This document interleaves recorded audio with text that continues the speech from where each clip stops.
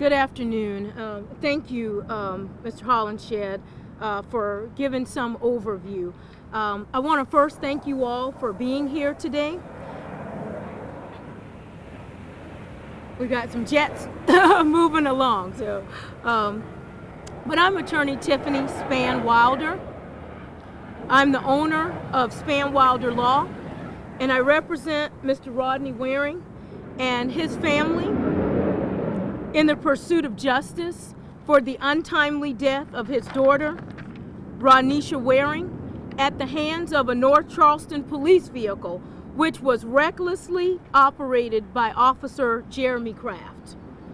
Nisha, as she was affectionately known to family and friends, untimely succumbed to massive internal injuries as a result of the July 5th, 2022 incident where she was lawfully pulling out into the intersection of Dorchester Road from Scarsdale Avenue when her light turned green.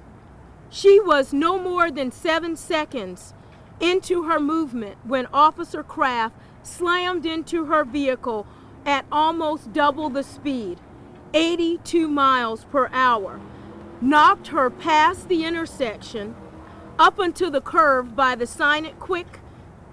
Her vehicle then passed between a traffic pole and a palmetto tree, where she ultimately came to rest as if she was casually exiting the Sign It Quick establishment on the Bonnier Drive side. Nisha was a bright light with a brilliant smile and a big personality that lit up any room that she entered. She was a 2016 graduate of the Military Magnet Academy, where she was a cheerleader and was in pursuit of her bachelor's degree in public health at Coastal Carolina University. She was a member of the Alpha Kappa Psi business fraternity at Coastal and a member of the Greater Trinity AME Church since her youth. She'd served on the usher board, the youth choir, the praise team, as an acolyte and a part of the Young People's Division. She was only 24 years old. She was the middle sister, so she was a little sister to one and a big sister to the other. She was the glue. The Waring and Wright families will not have the pleasure of celebrating Rodnisha's 25th birthday with her on October 27th of this year. On yesterday, the South Carolina Highway Patrol contacted Mr. Waring to advise him that there would be charges brought against Officer Kraft. Unfortunately, what they consider to be charges, Mr. Waring and his family consider to be blasphemy to her memory. The current charge is driving too fast for conditions. This is a magistrate municipal level offense that carries a maximum fine of $232.50 and 2 points on the driving record. Is that all her life is worth? Officer Kraft's administrative record contains multiple findings of violations such as inhumane treatment to prisoners, arrest violations, use of force, code of conduct violations, and numerous vehicle pursuit violations with excessive speed. On July 28, 2020, Officer Kraft was involved in and found at fault for almost an identical collision. This July 2020 collision was a precursor to this travesty. On July 5th, 2022, he hit Rodnisha.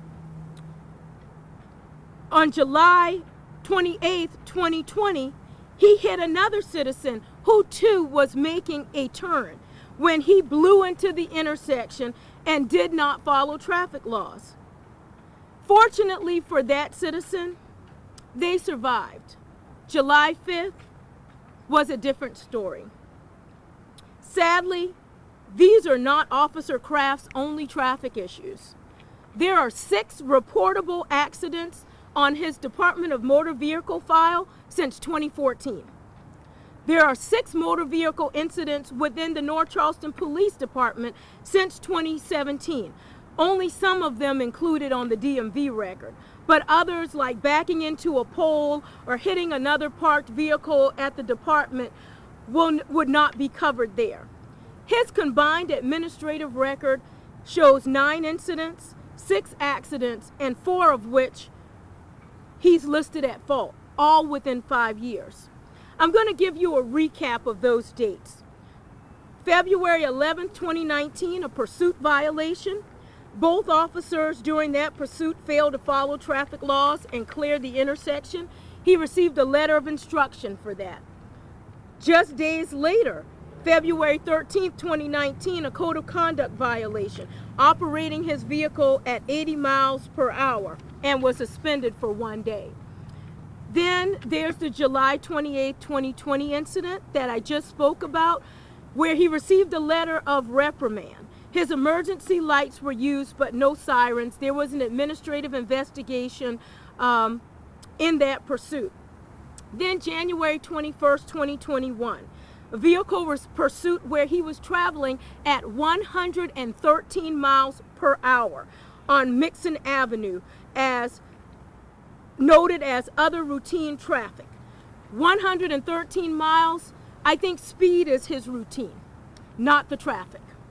On February 23rd, 2021, again, days behind that one, 137 mile per hour violation, noted again as other routine traffic violation. February 10th, 2021, vehicle pursuit at 81 miles per hour, noted as other routine traffic. Then there's July 29th, 2021, where by a supervisor he was advised to weigh the infraction versus the decisions in his pursuits and have an ability to remain professional. Kraft was reminded of liabilities of pursuits at that time. August 9th, 2021, another vehicle pursuit where he was counseled by a supervisor. Then we move into 2022. And while we are just in the 8th month of this year, I would say to you that he's had at least 3 or 4 violations already this year. On May 10th of 2022, he was off duty, but was a part of a vehicle pursuit at 100 miles per hour. On June 13th of 2022, he was in another pursuit, and it was a proactive investigation where they determined that he was driving at 100 miles per hour and caused about $70,000 in damage at that time. And then we have July 5th of 2022, which we all know about, unfortunately. So on behalf of this family and all those who traverse the roadways in Charleston County, we are calling on the solicitor, Scarlett Wilson, to further investigate and review additional video footage that we have, and to look at Officer Kraft's history of multiple vehicle pursuits and violations, having been counseled about the same, wherein he has been suspended, counseled, provided letters of instruction, as well as reprimanded.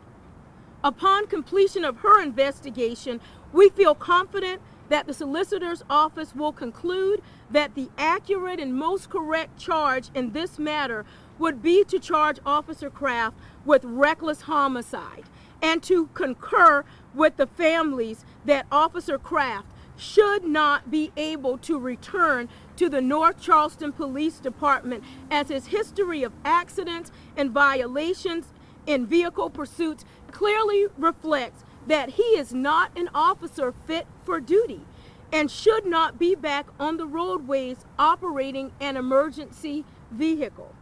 So we are asking Chief Burgess and the mayor's office to truly look at this. We understand that there are multiple parts to this, but no matter what the solicitor's office and the highway patrol decides, they can make an impact right here at 2500 City Hall and not allow this officer to return to duty. He has caused the city a lot. He has caused the wearing in white families the most, and he should not serve in our streets. Lastly, we are asking for any members of the public who were there on that afternoon, and there were a number of vehicles in oncoming traffic. If you saw something that day, whether the Highway Patrol or North Charleston Police spoke to you, we need to speak to you too. Please give us a call. Our number is 843-266-7792. For the sake of public policy and the safety of others in this community, we all need to raise our voice and demand change in the way that all law enforcement officers in this community operate in pursuits.